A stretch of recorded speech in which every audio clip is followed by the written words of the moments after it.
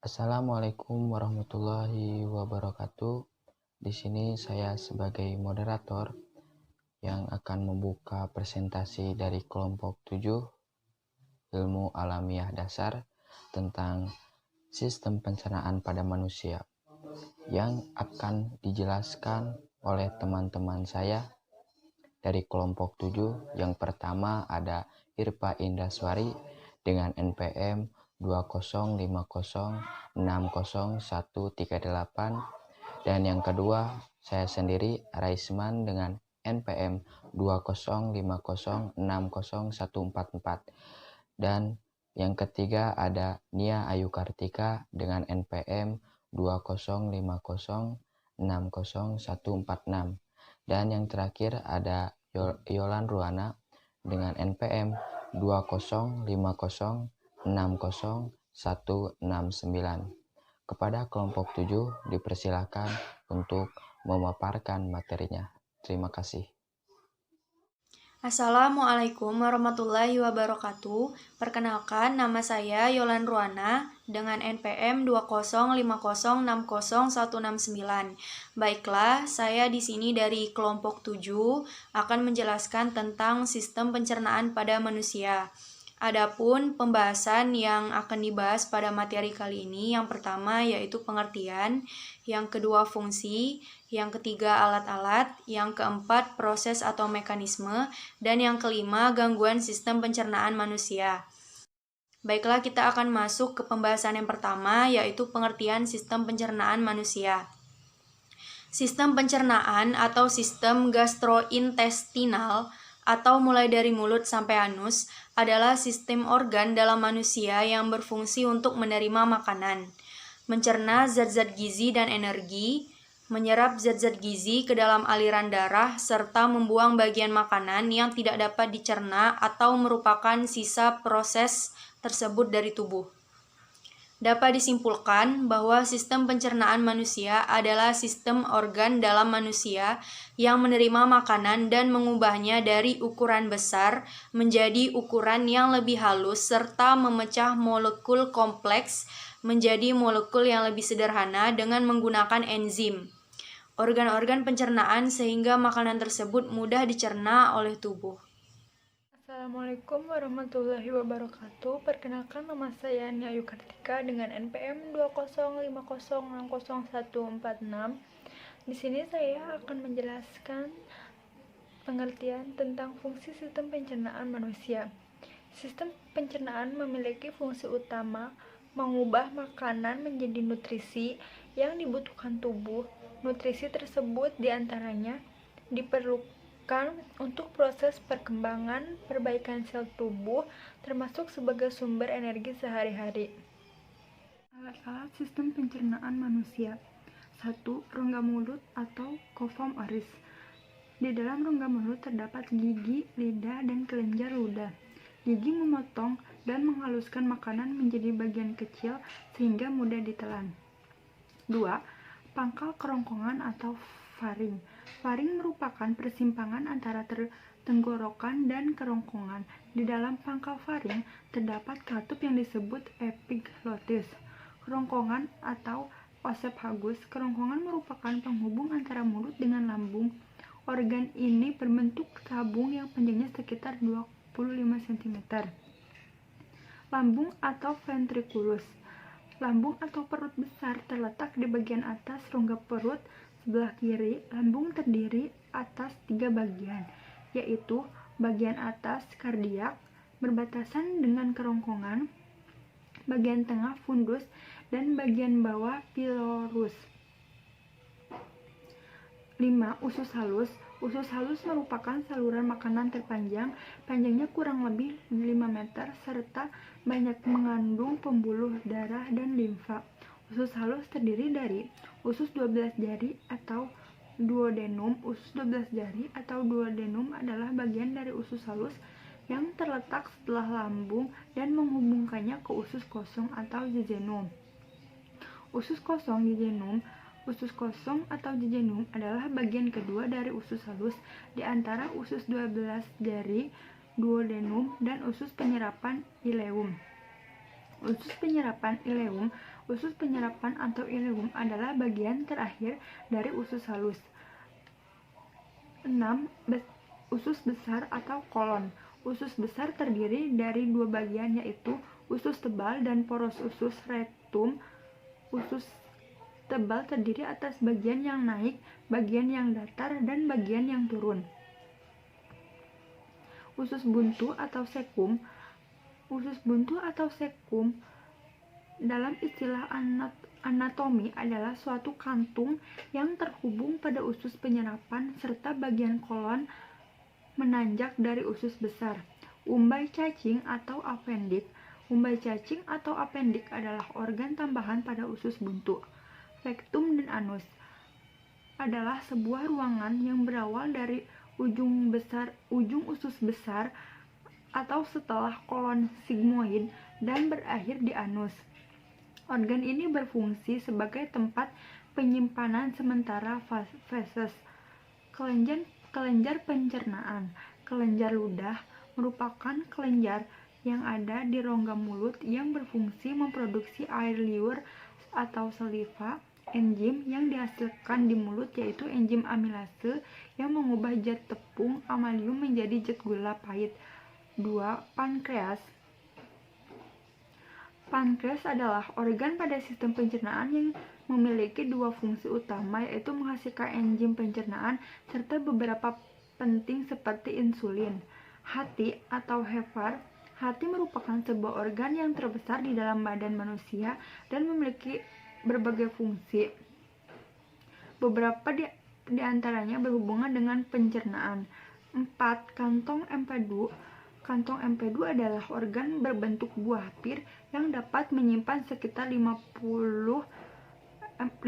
mili empedu yang dibutuhkan tubuh untuk proses pencernaan. Assalamualaikum warahmatullahi wabarakatuh. Perkenalkan, saya Irpa Indreswari dengan NPM 205060138. Di sini saya akan menjelaskan materi mengenai proses atau mekanisme sistem pencernaan pada manusia dan gangguan-gangguan sistem pencernaan pada manusia. Proses atau mekanisme sistem pencernaan pada manusia, pertama-tama pencernaan dilakukan oleh mulut. Di sini dilakukan menggunakan pencernaan mekanik, yaitu proses mengunyah makanan menggunakan gigi, dan pencernaan kimiawi menggunakan enzim pitialin. Enzim pitialin berfungsi mengubah makanan dalam mulut yang mengandung zat karbohidrat atau amilum menjadi gula sederhana atau maltosa. Maltosa mudah dicerna oleh organ pencernaan selanjutnya. Enzim pitialin bekerja dengan baik itu pada pH 6,8 sampai 7 dan suhunya yaitu 37 derajat Celcius. Makanan selanjutnya dibawa menuju lambung dan melewati kerongkongan. Makanan bisa turun lambung karena adanya kontraksi otot-otot di kerongkongan.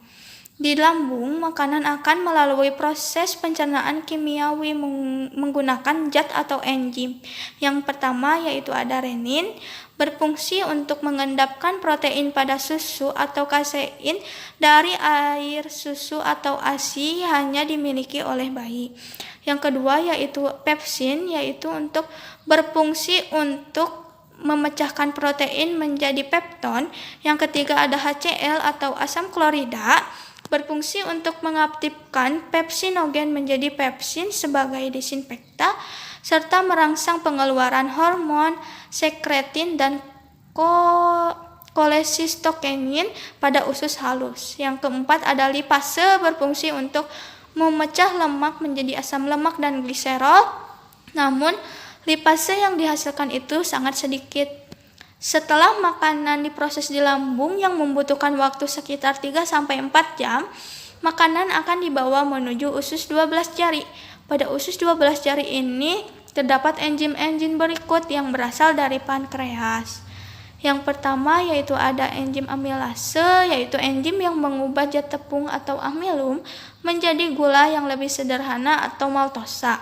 Yang kedua ada lipase, yaitu enzim yang mengubah lemak menjadi asam lemak dan gliserol. Yang ketiga ada tripsinogen.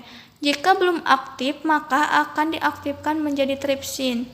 yaitu enzim yang mengubah protein dan pepton menjadi dipeptida dan asam amino yang siap diserap oleh usus halus.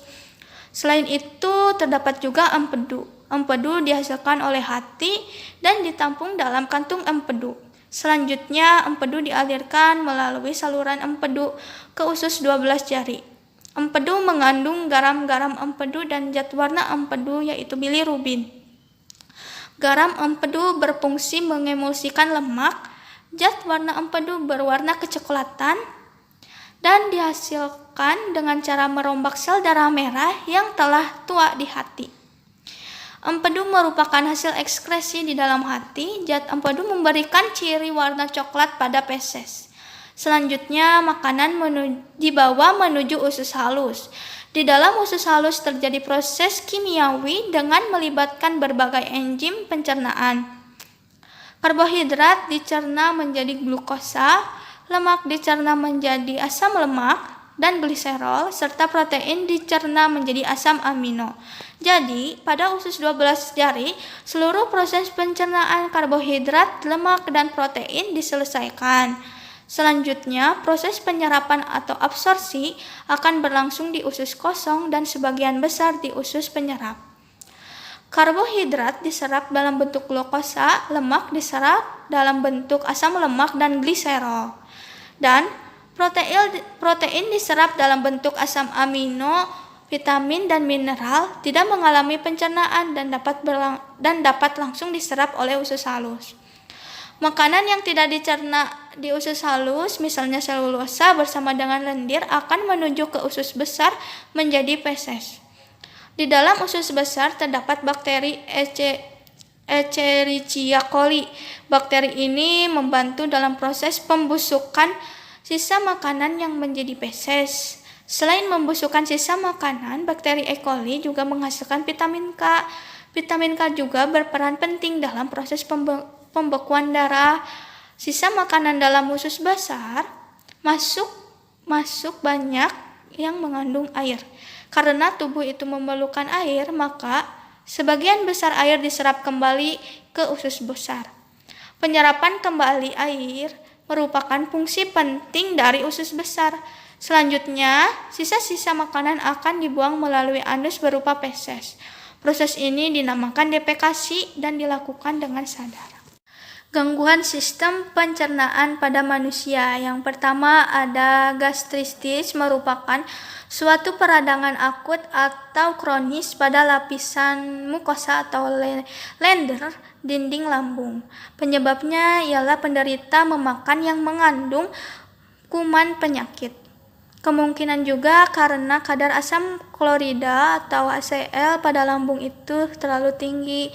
Yang kedua yaitu hepatitis, merupakan penyakit yang terjadi akibat infeksi pada hati. Virus dapat masuk pada tubuh melalui air dan makanan. Yang ketiga ada diare. Diare terjadi karena adanya iritasi pada selaput dinding usus besar atau kolon. Feses penderita diare ini berbentuk encer. Penyebabnya adalah penderita memakan makanan yang mengandung bakteri atau kuman. Akibatnya gerakan peristaltik dalam usus tidak terkontrol, sehingga laju makanan meningkat dan usus halus tidak dapat menyerap air. Namun, apabila feses yang dikeluarkan bercampur dengan darah dan nanah, kemudian perut terasa mual, gejala tersebut menunjuk pada penyakit disenteri. Penyebabnya yaitu infeksi bakteri Shigella pada dinding usus besar. Yang keempat ada konstipasi. Konstipasi atau sering kita sebut dengan sebutan sembelit adalah keadaan yang dialami seseorang dengan gejala feses mengeras sehingga susah dikeluarkan. Sembelit disebabkan oleh adanya penyerapan air pada sisi makanan. Akibatnya feses kekurangan air dan menjadi keras. Ini terjadi dari kebiasaan buruk yang menunda-nunda buang air besar. Selain itu juga karena kurangnya penderita dalam mengonsumsi makanan berserat. Oleh karena itu, banyaklah memakan buah-buahan, sayur-sayuran berserat serta minum serta banyak minum yang dapat mencegah gangguan ini. Yang kelima ada appendistis. Appendistis merupakan gangguan yang terjadi karena peradangan appendix. Penyebabnya ialah adanya infeksi bakteri pada umbai cacing atau usus buntu. Akibatnya timbul rasa nyeri dan sakit. Yang keenam ada hemoroid atau wasir atau ambeien. Merupakan gangguan pembengkakan pada pembuluh vena di sekitaran anus. Orang yang sering duduk dalam beraktivitas dan ibu hamil sering mengalami gangguan ini.